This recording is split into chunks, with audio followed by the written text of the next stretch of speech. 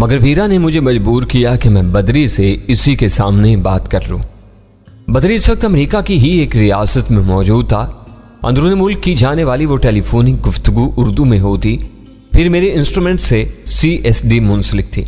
लम्हा भर में इन नकात पर गौर करने के बाद मैंने वीरा का मशवरा कबूल कर लिया। बात करना मगर होशियारी से। मुझे आमादा पाकर वीरा ने मानी खेज मुस्कुराहट के साथ कहा, दारुल हुकूमत के मुजाफात में वाकई ये रियासत बहुत खतरनाक है, क्योंकि CIA का हेडक्वार्टर वहीं पाया जाता है।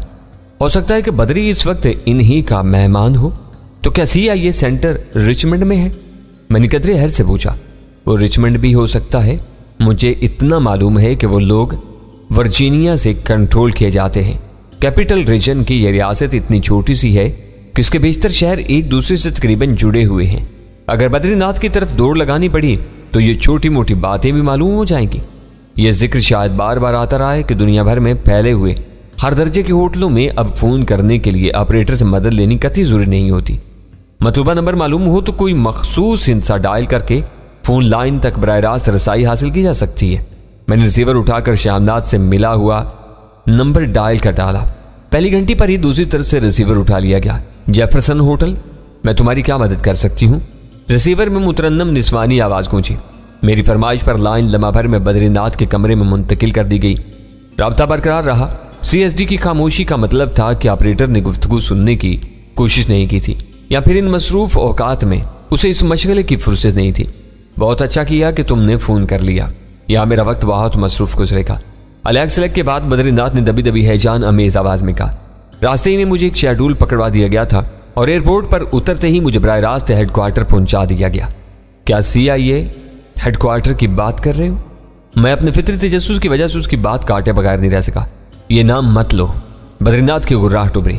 ये न भूलो कि मैं आतिश फिशा के धाने पर आ बैठा हूं और यहाँ कदम रखते ही कुछ ऐसे कागजात मेरे सामने आए हैं जिनसे पता चला है कि ओहायो से कुछ अहम पुर्जों के 3 बड़े क्रेट न्यूयॉर्क जाने वाले हैं। वहां से ये क्रेट एयरफ्रेट से कराची जाएंगे। रास्ते में इन आलात पर या पुर्जों में कोई गड़बड़ की जाने वाली है। मैं इस बारे में कुछ नहीं कर सकता। हो सके तो तुम कुछ करने की कोशिश करो। मैं सरतोड़ कोशिश करूंगा। उसका वो इंकिशाफ सुनकर मैं सन्नाटे में आ गया था, लेकिन यह तो पता चले कि वो पुर्जे क्या है और कराची में किसको मिलने वाले हैं। मुख्तसर वक्त में इससे ज्यादा मालूम करना मेरे लिए मुमकिन नहीं था। अपनी कोशिशों के साथ जरा इस जोड़े की भी खैर खबर रखो जिसे इसहाक घंटी घबराया हुआ है। अगर वो दोनों आ गए हैं तो इस मामले में बहुत कुछ कर सकते हैं। तुम्हारी जान छूट जाएगी। बज़ाहिर उसके वो फिक्रे मेरे लिए तौहीन आमेज थे, क्योंकि इसके लिए मैं शेर अली बना हुआ था, जबकि इसकी बेशतर तवक्कात डैनी और वीरा से वाबस्ता थी। मुझे खुशी हुई कि इस वक्त तक बदरी को मेरी असलियत पर जरा भी शुबा नहीं हुआ था और यही मेरी कामयाबी की किलीद थी। मैं कामचोर या हराम खोर नहीं हूं, मैंने बुरा मान जाने वाले अंदाज में कहा। मैं सिर्फ यह जानना चाह रहा था कि वो पुर्जे ओहायो से न्यूयॉर्क तक कैसे लाए जाएंगे। हाँ, तुम्हारा ये सवाल माकूल है। ये सफर जहाज से तय हुआ तो रास्ते में कुछ भी नहीं हो सकेगा। ये रास्ता सड़क से तय होगा। यहाँ ठेकेदारी का रवाज कुछ ज्यादा है। ये काम रिंग्स नामी किसी सिक्योरिटी कंपनी को सौंपा गया है। वो कीमती सामान की महफूज नकलो हमल में बहुत माहिर समझे जाते हैं।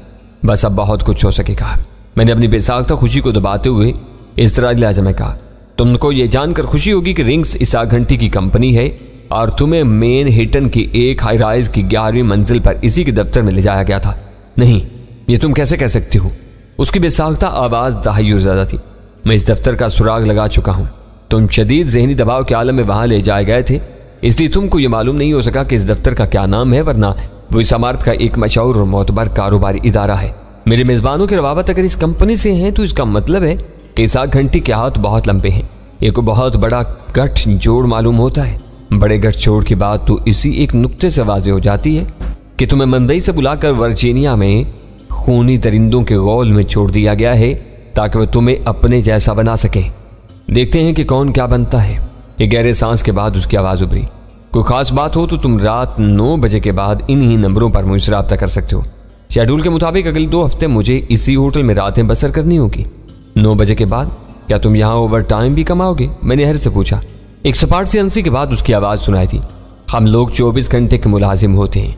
यहाँ मेरे दफ्तरी औकात 5 बजे ख़त्म हो जाएंगे, लेकिन फील्ड ट्रेनिंग के सिलसिले में मुझे अक्सर शामें इधर उधर गुजारनी पड़ेंगी। मैं 9 बजे के बाद हर हाल में कमरे में मौजूद रहूँगा। आज मैं जल्दी लौट आया था। ठीक है, अगर इसहाक घंटी को दहशत ज़दा करने वाले जोड़ से कोई रब्ता हुआ तो इसे भी तुम्हारा नंबर दे दूंगा। वो लोग तुमसे बात करके ज़रूर खुश होंगे। ऐसा हो जाए तो क्या ही बात है। उसका लहजा रश्क आमेज था। मैंने वो कॉल होटल से की थी, इसलिए उसे ज़्यादा तूद नहीं दिया। काम की बातों पर तबादला ख्याल हो ही चुका था। मैंने रस्मी फिक्रों के तबादले के बाद फ़ोन बंद कर दिया। समझ में नहीं आता कि यहाँ क्या हो रहा है।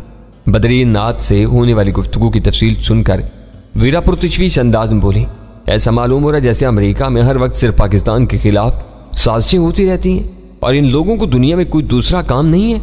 पाकिस्तान ही नहीं, दुनिया के मुतअद्दिद ममालिक इनका हदफ है। वर्जीनिया में बैठे हुए मंसूबा साज अपने साजिशी ज़हनों को हर वक्त इस्तेमाल करते रहते हैं। क्यूबा, ईरान, इराक, लीबिया, चीन और मशरकी यूरोप के मुतअद्दिद ममालिक इनकी आंखों में खटकते रहते हैं और जिनके खिलाफ मसरूफ़ अमल रहते हैं। बात सिर्फ इतनी सी है कि हमारे मफादात पाकिस्तान से वाबस्ता है। इस वजह से हमको वही बातें मालूम हो रही हैं जिनमें पाकिस्तान का नाम आता है। एक छोटे से और गरीब मुल्क के खिलाफ इतनी पुरखाश मेरी समझ से बाहर है। पता नहीं ओहायो से रवाना होने वाले किस किस्म के पुरजों में तकरीब कारी की जाने वाली है। तुम डोर को सुलझाने की जितनी कोशिश कर रहे हो वो इसी की तरह उलझती जा रही है। ये यहाँ की खबरें थीं, अब देखना होगा कि पाकिस्तान की क्या इतलात हैं। मैंने अपनी जगह छोड़ते हुए कहा, इस वक्त मेरे लिए हर बात सानवी हैसियत रखती है। मुझे असल फिक्र कैनोप की है। पता नहीं इस आग घंटी के ज़रख़रीद हवारियों ने वह क्या गुल खिलाए हैं। तुम जाकर अव्वल खान से बात करो। मैं अपने बिखरते हुए आसाब को एतदाल पर लाने की कोशिश करती हूँ। मुझे शिद्दत से अस्काज की तलब हो रही है। तुम अपनी मर्जी के मालिक को शौक पूरा कर लेना, लेकिन बात हद में रहे तो बेहतर है। मैं होटल से निकला तो मेरे ज़हन पर हल्का सा बोझ तारी था। न्यूयॉर्क में इस वक्त शाम के 6 ही बजे थे। पाकिस्तान में इस वक्त फजर का वक्त भी नहीं हुआ था। इतने मुँह अंधेरे अव्वल खान की नींद खराब करनी मुनासिब नहीं थी, मगर ज़रूरत नागुज़ीर थी। मेरी कॉल पर अव्वल खान सुबह सादिक की गहरी नींद से बेदार हुआ तो उसकी आवाज़ खुमार से बोझल थी, लेकिन इसमें ज़रा भी नागवारी नहीं थी। अगर तुम्हारा ज़हन साफ है तो ये बताओ कि कराची में आजकल लोड शेडिंग क्यों हो रही है। मैंने किसी तमहीद के बगैर अपने मतलब का सवाल ताका। लोड शेडिंग तो अब यहाँ के मामूलात में शामिल हो चुकी है। तुम इस बारे में फ़िक्रमंद क्यों हो? वैसे मुझे इसके असबाब का ज़रा भी इल्म नहीं है, अव्वल खान ने जवाब दिया। मुझे इतला मिली है कि कैनोप 2 दिन से बंद पड़ा है। दुश्मन एक मरतबा फिर इसे निशाना बनाने पर तुला हुआ है। मैं इन खबरों की तस्दीक या तरदीद हासिल करनी चाहता हूँ। मुतलका लोगों से बात किए बगैर मैं कोई जवाब देने की पोजीशन में नहीं हूँ। मेरा मुद्दा सुनते ही उसकी आवाज़ से नींद के असरात काफूर हो गए। मैं तुम्हें थोड़ा सा वक्त दे सकता हूँ। इस मोहलत के बाद इसी बूथ से दोबारा फ़ोन करूँगा। तुम कितनी देर में मालूमात हासिल कर सकते हो? KESC के 2 चीफ इंजीनियर्स हैं, मेरे दोस्त हैं। मुनीरुद्दीन या खालिद इकबाल से बात हो गई तो मेरे लिए 10 मिनट भी बहुत काफ़ी हैं, लेकिन तुम मुझे आधे घंटे की मोहलत दो ताकि मैं पूरी तफसीलात हासिल कर सकूँ। अगर कोई तकरीबकारी हुई है तो अंदर की खबरें हासिल करने में थोड़ी सी दुश्वारी पेश आ सकती है। मैंने उसकी बात काट दी। ठीक है, मैं आधे घंटे बाद फ़ोन करूँगा। फ़ोन का क्रेडल दबाकर मैं चंद सानियों तक बूथ में खड़ा कुछ सोचता रहा, फिर रिसीवर हुक पर लटका कर बाहर निकला। इस वक्त फुटपाथों पर सन्नाटा नहीं छाया था, मगर वहाँ राहगीरों की कसरत भी नहीं थी। मेरे ज़हन में पिछली रात की राहज़नी का तल्ख तजर्बा ताज़ा था। आधे घंटे के लिए वहीं रुककर किसी लुटेरे को अपनी तरफ मदऊ करना खतरा मोल लेने के बजाय मैं नुक्कड़ से 8वें एवेन्यू पर शुमाल की तरफ चल पड़ा। वो रास्ता श्याम नाथ के होटल के साथ मैनहट्टन के मरकजी तफरीही इलाकों की तरफ जाता था। इस चहलकदमी में आधा घंटा गुजार कर मैं कहीं से भी अव्वल खान को फ़ोन कर सकता था। इस वक्त श्याम के पास रुकना मुनासिब नहीं था। बिजनेस के औकात में वो मुझे वक्त दे सकता था, ना मैं ज़्यादा वक्त बर्बाद करने का मुतहम्मिल हो सकता था। मुझे सिर्फ इतना वक्त गुजारना था कि अव्वल खान सुबह सवेरे अपने दोस्तों की नींद खराब करके कैनोप के बारे में असल सूरत हाल मालूम कर सके। पोर्ट अथॉरिटी बस टर्मिनल से ज़रा आगे रौनक और रंगारंग रोशनियों का एक सैलाब मेरा मुंतज़िर था। इस वक्त मैं मशहूर ज़माना टाइम्स स्क्वायर से मिलने वाली सड़कों पर मौजूद था। बड़ी बड़ी जलती बुझती तेज़ रोशनियों में सड़कों के दोनों तरफ मैनहट्टन के बेशुमार इशरत कदे और तफरीही मराकज़ फैले हुए थे। नज़रों में दावत और शनासाई की अजीब सी झलक लिए बहुत से अजनबी निस्वानी चेहरे मुजस्समे इश्तिहार बने स्याहों की भीड़ में भटक रहे थे, मगर इस वक्त मेरे लिए इन तफरीहात में ज़रा भी कशिश नहीं थी। मेरा जहन कैनोप में उलझा हुआ था। मैं बार बार अपने रिस्ट वॉच का जायजा लेता, इंसानों की इस भीड़ में एक भटके हुए दहकानी की तरह घूमता रहा। टाइम्स स्क्वायर से ब्रॉडवे होता हुआ थिएटर डिस्ट्रिक्ट में पहुंचा तो अव्वल खान को दिए हुए वक्त में सिर्फ 5 मिनट बाकी रह गए थे। मैं भीड़ भाड़ से बचता और गलियों में मुड़ता हुआ जल्दी ही उस पुरहजूम इलाके से निकल गया और फिर मुझे एक ब्लॉक के वस्त में फुटपाथ पर खाली फ़ोन बूथ पे नजर आ गया। मेरे पास अभी 3 मिनट बाकी थे। अचानक मुझे सुल्तान शाह का ख्याल आया और मैंने बेख्तियार रिसीवर हुक से उतार कर कान से लगा लिया। अव्वल खान को दिए हुए वक्त में 10-5 मिनट की ताखीर से कोई फ़र्क नहीं पड़ता था, मगर सुल्तान शाह की खैरियत मालूम होनी ज़रूरी थी। अगर मुझे पहले ये ध्यान आ गया होता तो अपना आधा घंटा ज़्यादा बेहतर तौर पर गुजार सकता था। मुझे अनकरा में अयूब आगा के साथ मिलिट्री अस्पताल का फ़ोन नंबर भी ज़ुबानी याद था। आखिरी इतला के मुताबिक सुल्तान शाह की हालत कदरे बेहतर थी, इसलिए मैंने अयूब आगा की बजाय मिलिट्री अस्पताल का नंबर ही मिला डाला ताकि सुल्तान शाह से बराह रास्त बात हो सके। अनकरा मिलिट्री अस्पताल का ऑपरेटर अंग्रेजी से नाबलद था, मगर मखसूस आवाज़ से यह अंदाज़ा लगा चुका था कि वो इंटरनेशनल कॉल थी। तुर्की में कहे हुए अपने पहले फिक्र के जवाब में मेरी अंग्रेजी सुनते ही उसने समझ लिया कि उसका मुखातब उसकी मादरी जुबान से नावाकिफ है। लाइन पर चंद सानियों के लिए सकूत रहा, फिर कोई खातून अंग्रेजी में मुझसे मुखातिब हुई। मेरी फरमाइश पर उसने मजीद किसी सवाल के बगैर कॉल सुल्तान शाह के कमरे में मुंतकिल कर दी। सुल्तान शाह के लिए मेरी वो फ़ोन कॉल इस कदर गैर मुतवक्का थी कि मेरी आवाज़ सुनते ही वह फूरे मुसरत से तकरीबन चीख पड़ा। शुक्र है मेरे खुदा, मैंने अपने कानों से तुम्हारी आवाज़ सुन ली। मुझे सब मालूम हो चुका कि तुम एक लम्हे के लिए भी मेरी तरफ से गाफिल नहीं थे। अगर तुमने हज़ारों मील की दूरी के बावजूद मेरी खबर कीरी ना की होती तो आज मैं जिंदा ना होता। ज़रा रुक कर बोलो बरखुरदार, मैंने उसकी बात काट कर कहा। इस कांस में पूरी तकरीर करने की कोशिश करोगे तो तुम्हारी हालत दोबारा बिगड़ सकती है। अब नहीं बिगड़ेगी। मेरे कानों में उसकी पुरअज़म आवाज़ उभरी। तुम्हारे साथ रहकर मैंने जीने का सही सलीका सीखा है। आदमी में अपने हर सांस के लिए लड़ने की उमंग जिंदा हो तो दुश्मनी से कभी ज़ेर नहीं कर सकता। बिस्तर पर वक्त पूरा हो जाए तो बात दूसरी है। फलसफा बोल रहे हो, मैंने हंस कर कहा। मैं तो आस लगाए बैठा था कि तुम आखिरकार अमेरिका पहुंच कर ही दम लोगे, मगर तुम रास्ते ही से भाग निकले। खुदा की कसम वो मुझे मार डालते। कब्रिस्तान में वो सब दरिंदे बने हुए थे।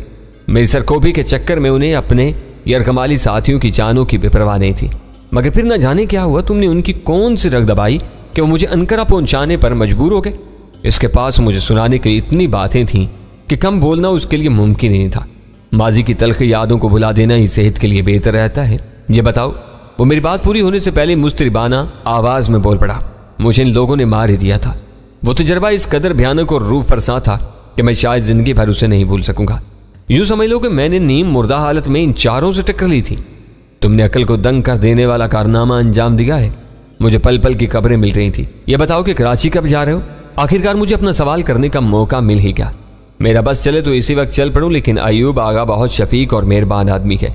वो डॉक्टरों की इजाज़त के बगैर मुझे अस्पताल से नहीं हिलने देगा। वो हर रोज़ 2-4 दिन की तसल्ली देता है और चला जाता है। शायद उसे कुछ और भी परेशानियां हैं। शोर से दौरे सी की कैफियत तारी होने का सिलसिला कैसा है? वो धीरे से हंस कर बोला। वो सब कमज़ोरी का नतीजा था। ड्रिप के साथ दी जाने वाली मकवी दवाओं ने वो असरात तेज़ी से ज़ायल कर दिए हैं। मैं टहलना भी चाहता हूँ, मगर मुझे कमरे में रोक दिया जाता है। किसी वक्त यूँ लगता है जैसे मैं अयूब आगा का कैदी हूँ। इसकी तरफ से अपने दिल में बदगुमानी न लाना। ये सब तुम्हारी हिफाजत के लिए किया जा रहा है। तुम्हें अगवा कराने वाले अभी तक निचले नहीं बैठे हैं। उसके कत्ल के लिए अस्पताल में घुसने वाले 2 अफराद की गिरफ्तारी को उससे छुपाया गया था, लिहाजा मैंने भी वो जिक्र गोल कर दिया। काश तुम मुझे अपने साथ ले गए होते तो ये सब ना होता। मगर तुम्हें वीरा ज़्यादा अजीज़ है ना? उसका क्या हाल चाल है? इब्तदाई फिक्र कतई गैर ज़रूरी थी। सुल्तान शाह के लहजे से ज़ाहिर हो रहा था कि उसने वीरा का अहवाल जानने के लिए वो तमहीद बांधी थी। मैंने ज़ेर लब मुस्कुराहट के साथ कहा, तुम उसे याद कर रहे हो? वो तुम्हें याद करती रहती है। कई बार मुझे मुलामत कर चुकी है कि मैं तुम्हें बल्कि तुम्हारी नाजुक हालत को भूल कर यहाँ के मामूलात में गिरता चला जा रहा हूँ। मैं ही नहीं, गजाला भी उसे याद करती रहती है। वो बड़ी अजीब शख्सियत के मालिक है। सामने रहती है तो अपनी हरकतों से हर वक्त गुस्सा दिलाती रहती है। आंख से ओझल होती है तो उसकी वही हरकतें मासूम शरारतों के रूप में याद आती हैं। वो तुम्हारे इन नादर ख्यालात से वाकिफ़ हो गई तो तुम्हें ज़बरदस्ती उठाकर कोर्ट में ले जाएगी और तुमसे सिविल मैरिज कर डालेगी। वो भी तुम्हें मुर्गी के परों की गर्मी से तरसा हुआ एक महरूम और मासूम सा चूज़ा समझती है। मैंने मानी के लिहाज में कहा, चाहो तो मैं उसे अनकरा भेज सकता हूँ। उसे यहाँ मेरी ज़िंदगी अजीरन की हुई है। भूल कर भी ऐसा ना करना। मेरे तजवीज़ पर वो उखला गया। अनकरा आ गई तो उसका इंतकामी मिशन अधूरा रह जाएगा। वैसे भी वो तुम्हारी बेहतरीन मददगार है। उसका साथ मुयस्सर हो तो तुम्हारी कारकर्दगी बहुत ज़्यादा बढ़ जाती है। अब तक तुमने बहुत सी कामयाबियाँ हासिल कर ली होंगी। सफ़र जारी है। असल कामयाबी उस वक्त होगी जब हरीफ हाथ आएगा। तुम इन बातों पर ना सोचो, जल्दी तुम्हें कोई अच्छी खबर मिलेगी। अचानक अस्पताल की ऑपरेटर लाइन पर आ गई। शायद उसने सुल्तान शाह के कमरे से मेरा राब्ता मुनक़ता कर दिया था। वो मुआज़रत खाना अंदाज में कह रही थी, सॉरी सर, मरीज़ की हालत इसे इतनी तवील गुफ्तगू की इजाज़त नहीं देती। अब वो बेचारा नकाहत से बेहोश भी हो सकता है। और तो क्या उसकी हालत वाकई इतनी ख़राब है? मैंने सदमे से मगलूब होकर पूछा। हालत ख़राब नहीं है, मगर वो बहुत नहीफ हो चुका है। उसे आराम की ज़रूरत है। मैं ही उसके स्टाफ नर्स हूँ और ऑपरेटर की मदद के लिए बोर्ड पर आई हुई थी। हमदर्दी और आनत का शुक्रिया। हम पाकिस्तानी अपने मोहसिनों को कभी फरामोश नहीं करते और हम तुर्क हमेशा अपने भाइयों की मदद करते हैं, गर्मजोशी से कहा गया। मैंने फी अमान अल्लाह कहकर सिलसिला मुनक़ता कर दिया। सुल्तान शाह से बराह रास्त बात करके मुझे यूं महसूस हो रहा था जैसे मेरे सर से एक बहुत बड़ा बोझ उतर गया हो। अव्वल खान को दिए हुए वक्त से सिर्फ 5 मिनट जायद हुए थे। कार्ड की यूनिट भी बहुत कम रह गई थी। मैंने स्लॉट में दूसरा कार्ड लगाकर अव्वल खान का नंबर मिला लिया। पहली घंटी मुकम्मल होने से पहले ही अव्वल खान दोबारा लाइन पर मौजूद था और मुतासफाना लहजे में कह रहा था, मुझे अपनी नाअहली और कोताह बीनी पर बहुत दुख है मेरे दोस्त। हमारे नाक के नीचे वार हो गया और हम बेखबर बैठे हैं और तुम अमेरिका में रहकर हमसे ज्यादा बाखबर हो। खुद को मुलामत करने की बजाय हालात से आगाह करो। इसमें तुम्हारा कोई कसूर नहीं है। मैं यह दुश्मन के हल्क में हाथ डालकर बातें उगलवा रहा हूँ। तुम इससे बहुत दूर हो। यही गनीमत है कि हम में से किसी न किसी को मालूमात हासिल हो ही जाती है। समुद्री पानी खींचकर प्लांट में पहुंचाने वाले 2 देव हैकल CW पंप पिछले 2 रोज से नाकारा हैं। इनकी मुरम्मत तक प्लांट नहीं चल सकेगा। अभी तक ये तयन नहीं किया जा सका कि पंपों की तबाही कोई इत्तेफाकी हादसा है या ये तखरीबकारी का नतीजा है। इस आग घंटी इस तबाही का हवाला न देता तो कभी कुछ भी कहा जा सकता था, लेकिन अब तखरीबकारी में जरा भी शुबा नहीं रहा। क्या वहां इन पंपों का कोई मुतबादल बंदोबस्त नहीं था? इनमें से सिर्फ एक पंप पूरे प्लांट की जरूरत के लिए काफी था। दूसरा पंप मुतबादल के तौर पर लगाया गया था। फिर वो दोनों एक साथ कैसे तबाह हो गए? मैंने हैर से पूछा। चलता हुआ पंप खौफनाक आवाजों के साथ टूट फूट का शिकार हुआ तो खुदकार बरकी निजाम के तहत दूसरा पंप चल पड़ा। चंद सानियों बाद वो भी इसी अंजाम से 2-4 हुआ और हंगामी तौर पर पूरा प्लांट बंद करना पड़ गया। अव्वल खान की आवाज से अफसुर्दगी मुतरशिद थी। 2 दिन में इस तबाही के लिए क्या असबाब सामने आए हैं? मैंने पूछा। समंदर से पानी लाने वाली सुरंग में काट कबाड़ को रोकने के लिए पहले मजबूत आहिनी सलाखों वाली जालियां हैं, फिर पंपों से पहले बारीक जालियां हैं। आहिनी सलाखों के दरमियान से किसी गोताखोर का अंदर आना नामुमकिन था। इन ज़ेरे आब सलाखों को 2 जगह से काट कर इतनी जगह बनाई गई जिसमें से गोताखोर अंदर आ सके। क्या ये सब बातें तय हो चुकी हैं? मैंने बेताबी से उसकी बात काट कर पूछा। इनके बाद इत्तेफाक का क्या इम्कान बाकी रह जाता है? मुझे वाक़यात बताए गए हैं। तफसीली नजरिया मेरा अपना है। इन आहिनी सलाखों को बीमगंज जैसे किसी हथियार से इस तरह गलाया गया है कि पहली नजर में इंसानी तकरीबकारी का शुबा तक नहीं होता। वो अपनी बात जारी रखते हुए बोला, इस रास्ते से गोताखोर माहीगीरी के 2 मजबूत और बड़े जाल लेकर सुरंग में दाखिल हुआ। दोनों पंपों की सुरंगें तकसीम होती हैं। उसने एक बारीक जाली काट कर नायलून के वो मजबूत जाल अंदर छोड़े और इस राह से लौट गया और पानी के बहाव से वो जाल पंपों में घुसकर बुरी तरह फंस गए। मैंने ताई तलब लहजे में बेताबी से कहा। तीसरी रुकावट पंप के पंखे के नीचे कसी हुई सुराखदार फौलादी प्लेट की सूरत में होती है। तकरीबकार शायद ये सब जानते थे। वो जाल मजबूत मगर बारीक डोरी से बना हुआ था। इन सुराखों से वो गुजर गया। पूरी बात मेरे जहन में आ गई थी। इब्तदाई आहिनी सलाखों की मौजूदगी में उस रास्ते से किसी खतरे का तसव्वुर भी नहीं किया जा सकता था। शायद इन्हें तोड़ना या मोड़ना इंसानी बस से बाहर होता, लेकिन पाकिस्तान को जिन सफाक दुश्मनों से खतरात लाहक थे वो इन सब रमूज़ो नकात से खूब अच्छी तरह वाकिफ थे। टेक्नोलॉजी में वो बहुत आगे थे। शायद वहाँ बीम गन ही इस्तेमाल की गई हो। मुझे इस हथियार के ज़ेरे आब इस्तेमाल का कोई तजर्बा नहीं था, मगर अव्वल खान की कहानी इसी या इससे बेहतर किसी हथियार के इस्तेमाल की निशानदेही कर रही थी। वो पाकिस्तान की एक अहम तरीन तनसीब थी और वहाँ समंदर के रुख पर हिफाजत और निगरानी का सख्त बंदोबस्त भी रहा होगा, लेकिन साहिली तामीरात पर पहरा देने वाले ये सोच भी नहीं सके होंगे कि समंदर के मुतलादिम मौजों से 20 फुट नीचे कोई गोताखोर मोटी सलाखों वाले दरवाजे में नकब लगाकर ममनू हदूद में दाखिल हो सकता है। वो खतरनाक और जान जोखों में डालने वाला काम था। खास तर्ज पर बनाई गई सुरंगों में अंदर की तरफ पानी के तेज बहाव में अपने तवाजुन बरकरार रखकर एक मुशक्कत तलब काम सर अंजाम देना और फिर तूफानी बहाव के खिलाफ तैर कर निकास का पुरखतर रास्ता तलाश करना आसान नहीं था। मुझे यकीन होने लगा कि ऐसा काम कोई बेज़मीर पाकिस्तानी सर अंजाम नहीं दे सकता था। बीमगन या इससे मुशाबा किसी और हथियार के इस्तेमाल में दस्तरस रखने वाला माहिर गोताखोर खलीज के दहाने पर लंगर अंदाज अमरीकी बहरिया के किसी जहाज ही से वहां पहुंचाया गया था। यह जरूरी नहीं था कि अमरीकी मैरीन फोर्स का गोताखोर कमांडो बहरी रास्ते से वहां तक पहुंचाओ। वो किसी परवाज से कराची पहुंचकर पूरे इत्मीनान से कैनोब के गिरदो नवा में फैले हुए तफरीही साहिल पर आ सकता था। रात के अंधेरे में अपना मिशन सर अंजाम देकर इसी रास्ते से खामोशी से फरार होना मुश्किल नहीं था। पता नहीं इस प्रोजेक्ट की सलामती के जिम्मेदारों ने ऐसे इम्कानात की बीख कुनी के लिए क्या इकदाम किए हुए थे और इन पर किस हद तक अमल हो रहा था। यह प्लांट दोबारा कब तक चल सकेगा? मैंने कर्ब और बेबसी के आलम में अव्वल खान से पूछा। यह अनहोनी हुई है। मुतबादल के तौर पर एक मुकम्मल पंप पूरी तरह तैयार होने की वजह से मामूली फाजल पुर्जे स्टॉक में हैं, लेकिन नुकसान ज्यादा हुआ है। अमेरिका से फाजल पुर्जों की खेप आने तक वहां कुछ भी नहीं हो सकेगा। मेरे ज़हन में एक झमाका सा हुआ, अब वहां वीरानी ही वीरानी राज करेगी। आइजैक बेल के कहे हुए वो अल्फाज याद आते ही मैं सन्नाटे में आ गया। इन्होंने अपने हदफ पर तखरीबकारी की बुनियाद रखी थी। असल मंसूबा इस साजिश के जरिए बरोए कार लाना था, जिसकी निशानदेही बद्रीनाथ ने जरा देर पहले की थी। वाक़यात की कड़ियां तेजी के साथ खुद ब खुद यकजा होकर एक मखसूस समत की निशानदेही कर रही थी। ये फाजल पुर्जे ओहायो से न्यूयॉर्क के रास्ते एयर कार्गो से आने हैं। मैंने खौफ और सनसनी से भींची हुई आवाज में अव्वल खान से पूछा, ये खेप ओहायो ही से आनी है? बाकी तफसील का मुझे इल्म नहीं। अगर तुम चाहो तो मैं 5 मिनट में यह भी मालूम कर सकता हूँ कि अब इन पुर्जों में भी कोई गड़बड़ होने वाली है। तुम तस्दीक कर लो, मैं किसी भी वक्त तुमसे बात कर लूंगा। कोई बड़ी तबाही इस खेप के जरिए लाने की मंसूबाबंदी हो रही है। ये कैसे हो सकता है? वो यकीनन कोई बड़ी कंपनी होगी। इस हरकत से वो दुनिया भर में बदनाम हो जाएगी। कोई कारोबारी इदारा इतना बड़ा खतरा मोल नहीं लेगा। शायद कंपनी के हाथ बिल्कुल साफ हैं, इनको हवा भी नहीं लग सकेगी कि इनको किस कदर बेरहमी से इस्तेमाल किया जा रहा है। ये सारा काम वो लोग सर अंजाम देंगे जो कंपनी के गोदाम या कारखाने से पुर्जों के क्रेट न्यूयॉर्क पहुंचाएंगे। रास्ते में कुछ भी हो सकता है। एक दूसरे जरिए से मुझे ये इतलात मिल चुकी हैं, मगर मुझे अंदाजा नहीं था कि कराची में वो खेप किससे भेजी जाएगी। ये बहुत भयानक साजिश मालूम होती है। अव्वल खान की आवाज़ दर्दनाक होगी। अगर ये सब दुरुस्त है तो फिर एक एक पुर्जे को गहरी पड़ताल के बाद इस्तेमाल करना होगा।